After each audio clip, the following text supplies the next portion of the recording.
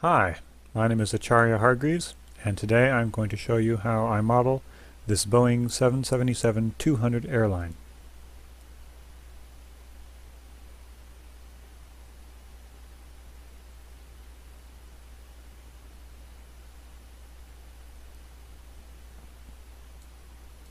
So to get started, we need to bring up our web browser here, and you want to go to the-blueprints.com.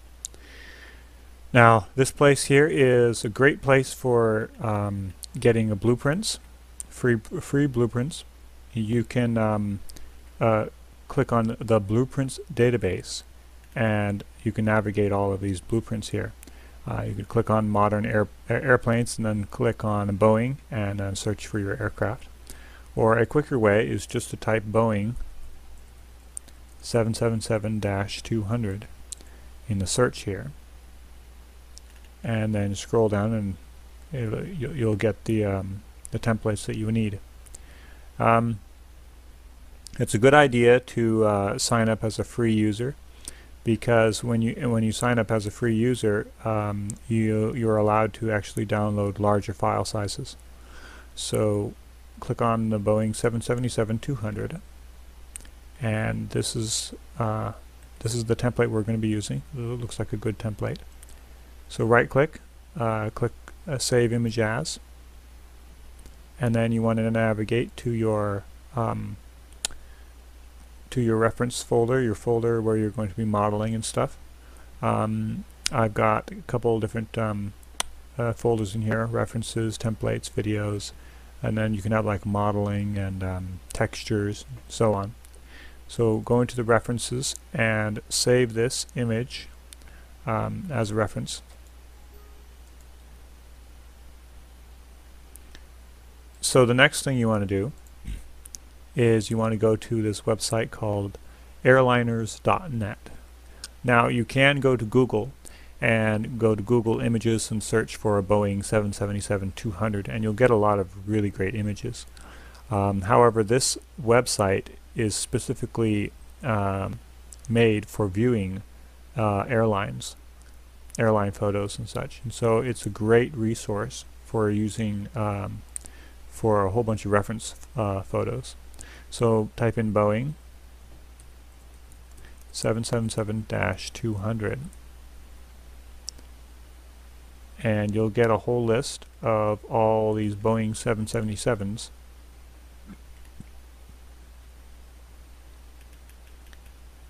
So what I do is I like to click on each image that I want, and you save them all to your reference files, and try to get as many images as you can of different sides, like the front, the back, the top, the sides, the underbelly, different things like that, so you have a lot of reference images to use while you're modeling. This is my reference folder here, and as you can see, there's a lot of reference images of different sides and different views. So that's all we need to do for the online part. So the next thing, what we need to do is load up 3D Studio Max, and you want to go to Customize, Preferences, and you want to click on Configure Driver, and you want to make sure that Download Texture Size is check marked here, because that'll allow us to view the reference images and the blueprints in our viewport while we model. So click OK, and you also want to reset your 3D Studio Max after that.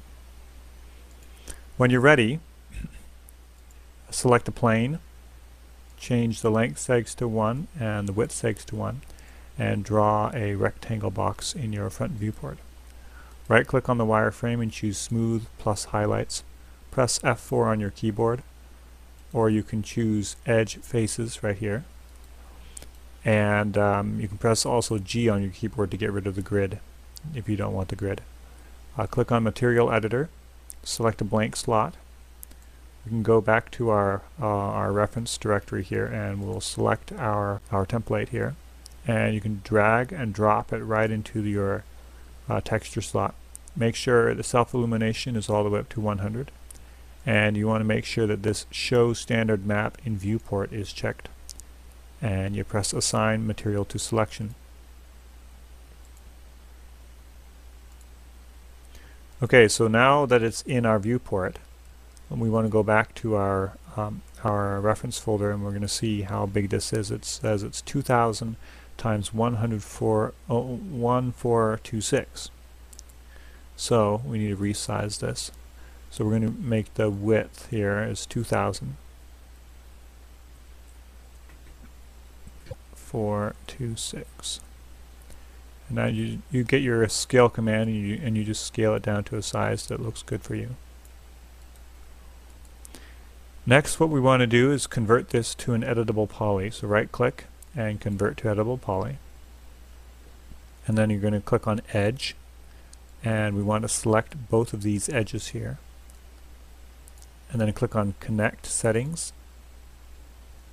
And then what you want to do is just move the sliders so that the line goes between the bottom here and between the two airline images here.